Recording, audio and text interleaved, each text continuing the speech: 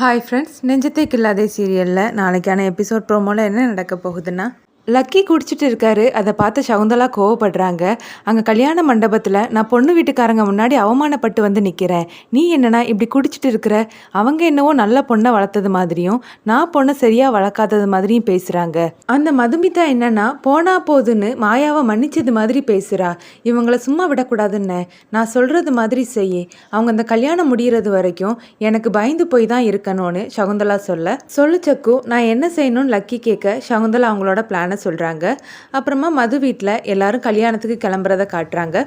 ரேணுகாவும் ராமகிருஷ்ணனும் சரிங்க எல்லாத்தையும் எடுத்தாச்சுது நம்ம கிளம்பலான்னு சொல்லிட்டு இருக்கும்போது அவங்களோட ஃபோன் ரிங் ஆகுது. ராமகிருஷ்ணனும் அட்டன் பண்ணி பேசுகிறாரு. ஃபோனில் லக்கி, ராம்கி ப்ரோ நீங்கள் கல்யாணத்துக்கு கிளம்பியாச்சான்னு கேட்க, ஆமாங்க நாங்கள் எல்லாருமே ரெடி ஆகிட்டோம், நீங்கள் கிளம்பிட்டீங்களான்னு ராமகிருஷ்ணன் கேட்க, நாங்கள் எப்படி கிளம்புறதுக்குன்னு லக்கி கேட்குறாரு.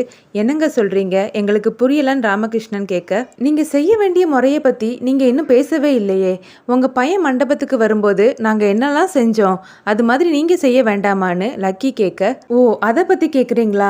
நீங்க ஒன்றும் கவலைப்படாதீங்க, மாப்பிள்ளைக்கு போட வேண்டிய மோதிரம் பிரேஸ்லெட் எல்லாமே ரெடியா இருக்குதுன்னு ராமகிருஷ்ணன் சொல்ல, என்னது மோதிரமா? என் மாப்பிள்ளை கிட்ட 500க்கு மேல மோதிரம் இருக்குது. இங்க பாருங்க, நான் வெளிப்படையாவே சொல்லிடுறேன், என் மாப்பிள்ளைக்கு ஒரு 50 சவரன் நகை போட்டுருங்க, அப்புறமா 50 லட்ச ரூபா ரொக்கமா தந்துருங்கன்னு சொல்ல, அதை கேட்டு ரேணுகாவும் ராமகிருஷ்ணனும் ஷாக் ஆகுறாங்க. என்னங்க இப்படி கடைசி நேரத்தில் நீங்க சொன்னீங்கன்னா நான் இப்போ என்ன பண்றதுக்குன்னு ராமகிருஷ்ணன் கேட்க, ஒருவேளை நான் முதல்ல சொல்லியிருந்தா நீங்க என்ன செஞ்சிருப்பீங்களோ அதை செஞ்சிருங்கன்னு சொல்லிட்டு லக்கி போனை கட் பண்றாரு. லக்கி ஃபோன் பேசிட்டு இருக்கும்போது கூடவே சகுந்தலாவும் நிற்கிறாங்க. அவர் காலை கட் பண்ணதுக்கு அப்புறமா சகுந்தலா லக்கி கிட்ட, இங்க பாருன்னு எந்த காரணம் கொண்டும் இந்த விஷயம் கௌதமோட காதுக்கு போயிடக்கூடாதுன்னு சொல்ல, அவன் காதுக்கு போனா போகட்டும், நீ வழக்கம் போல அவன்கிட்ட சென்டிமெண்டா பேசி அவனை பிரச்சனை பண்ண விடாம பார்த்துக்கோன்னு சொல்ல, சரின்னு சகுந்தலாவும் சொல்றாங்க. இப்போ என்னங்க பண்ணுறதுக்கு? 50 சவரன் நகைக்கும் 50 லட்ச ரூபா பணத்துக்கும் நம்ம எங்கெங்கே போவோன்னு ரேணுகா ராமகிருஷ்ணன் கிட்ட கேட்க, நான் வேணா மாப்பிள்ளை கிட்ட பேசுகிறேன்னு ராமகிருஷ்ணன் சொல்கிறாரு. அதெல்லாம் ஒன்றும் வேண்டாங்க, நீங்கள் மாப்பிள்ளை கிட்ட பேசுகிறதுனால ஏதாவது பிரச்சனையாகி இந்த கல்யாணம் நின்றுற போகுது. என் பொண்ணு ரொம்பவே கனவு கண்டுட்டு இருக்கா, அவள் எவ்வளோ சந்தோஷமாக இருக்கா தெரியுமா? ஏதாவது பிரச்சனையாகி இந்த கல்யாணம் நின்று போச்சுன்னா அதை என்னால் தாங்க முடியாது, நான் அப்போவே செத்து போயிடுவேன்னு ரேணுகா சொல்ல, இப்போ எதுக்காக ரேணுகா நீ இப்படியெல்லாம் பேசுகிறேன்னு ராமகிருஷ்ணன் கேட்குறாரு. இங்கே பாருங்க, நீங்கள் என்ன பண்ணுவீங்களோ எனக்கு தெரியாது, உங்கள் தலையை அடமானம் வச்சாவது போய் 50 லட்ச ரூபா பரட்டிட்டு வாங்கன்னு சொல்ல, தலையை அடமானம் வச்சாலும் கூட 50 லட்ச ரூபா உடனே பரட்ட முடியாது ரேணுகா, நான் என் ஃப்ரெண்ட்ஸ் கிட்ட கேட்டு பார்க்குறேன்னு சொல்கிறாரு. சகுந்தலா அகிலாண்டேஸ்வரிக்கு தெரியாமல் அவங்க ரூமுக்கு போயிடலான்னு நினைக்கிறாங்க. இதை கவனித்து அகிலாண்டேஸ்வரி சகுந்தலான்னு சத்தம் போட, அத்தன்னு சொல்லிட்டு சகுந்தலா வராங்க. என்ன என் கண்ணில் படாமல் தப்பிச்சு போயிடலான்னு நினைக்கிறியா? எனக்கு எல்லா இடமும் கண்ணு இருக்குது. என்ன பொண்ணு வளர்த்து வச்சிருக்க நீ? மண்டபத்தில் இந்த பழனிசாமி குடும்பத்தையே அவ அசிங்கப்படுத்திட்டா. உண்மையை சொல்லு, மாயா ஹனிமூனுக்கு போறத பத்தி உனக்கு ஏற்கனவே தெரியும் தானன்னு கேட்க, இல்ல அத்தை எனக்கு எதுவுமே தெரியாது, அந்த மாயா இப்படி பண்ணுவான்னு நான் நினைக்கவே இல்லை, அவ வரட்டும் அத்தை, நான் அவளை கண்டிச்சு உங்ககிட்ட மன்னிப்பு கேட்க சொல்றேன்னு சகுந்தலா சொல்ல, அவ எதுக்காக இங்க வர போறான்னு அகிலாண்டேஸ்வரி கேட்குறாங்க. என்ன அத்தை சொல்றீங்கன்னு சகுந்தலா கேட்க, ஆமா, எப்போ இந்த பழனிசாமி குடும்பத்தை அவ எல்லாரும் முன்னாடியும் அவமானப்படுத்தினாலோ இதுக்கப்புறம் அவளுக்கு இந்த வீட்டில் இடம் கிடையாது. எனக்கு தெரியாம அவ இந்த வீட்டுக்குள்ள காலடி கூட எடுத்து வைக்க கூடாதுன்னு சொல்றாங்க. அத்தை அவ சின்ன பொண்ணு அத்தை, தெரியாம பண்ணிட்டான்னு சகுந்தலா சொல்ல, இங்க பாரு, இந்த குடும்பத்துல நான் எடுக்கிறது தான் முடிவு, நான் சொல்றது தான் எல்லாரும் கேட்டு நடக்கணும், எனக்கு தெரியாம அவ இந்த வீட்டுக்குள்ள காலடி கூட எடுத்து வைக்க கூடாதுன்னு கோவமா அகிலாண்டேஸ்வரி சொல்றாங்க. மது அலங்காரம் பண்ணி ரெடியாகி நிற்கிறாங்க. அதை பார்த்து ரேணுகா ரொம்பவே சந்தோஷப்படுறாங்க. இந்த மேக்கப் உனக்கு ரொம்பவே நல்லா இருக்குது மது, நீ கல்யாணம் ஆகி போக போகிறேன்னு நினைக்கும்போது எனக்கு ரொம்பவே சந்தோஷமாக இருக்குது, ஆனால் நீ இல்லாமல் நான் அந்த வீட்டில் என்ன பண்ண போகிறேன்னு நினைக்கும்போது எனக்கு ரொம்பவே கஷ்டமாக இருக்குதுன்னு சொல்லி கண் கலங்குறாங்க.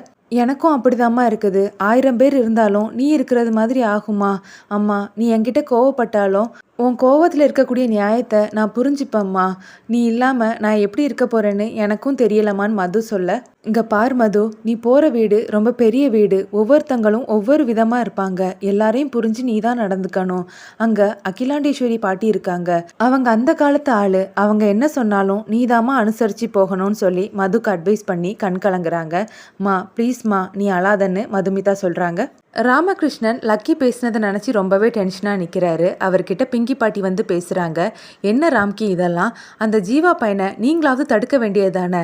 என்னதான் மதுமிதா சொன்னாலும் நீங்கள் அவனை தடுத்து நிறுத்திருக்கலான்னு சொல்லி அந்த பேச்சை ஆரம்பிக்கிறாங்க.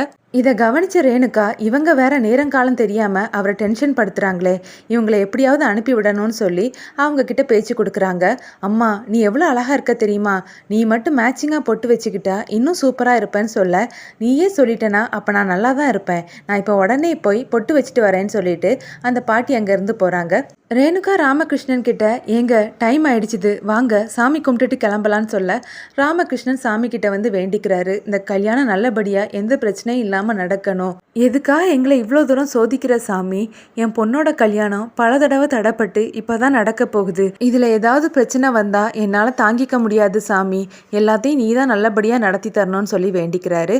அப்புறமா மதுமிதா எல்லார்கிட்டையும் பேசி சிரிக்கிறத பின்னாடி நின்று கவனிக்கிறாரு. உனக்கு ஒரு நல்ல வாழ்க்கை அமைய போகுதுன்னு நான் ரொம்பவே சந்தோஷமாக இருந்தேன். இப்போ அவங்க கேட்குற பணத்தையும் நகையும் கொடுக்க முடியாத ஒரு பாவியாக நான் நிற்கிறேன்னு நினைக்கும்போது எனக்கு ரொம்பவே கஷ்டமாக இருக்குதுமான்னு நினைக்கிறாரு. இதோட எபிசோட் ப்ரோமோ முடியுது.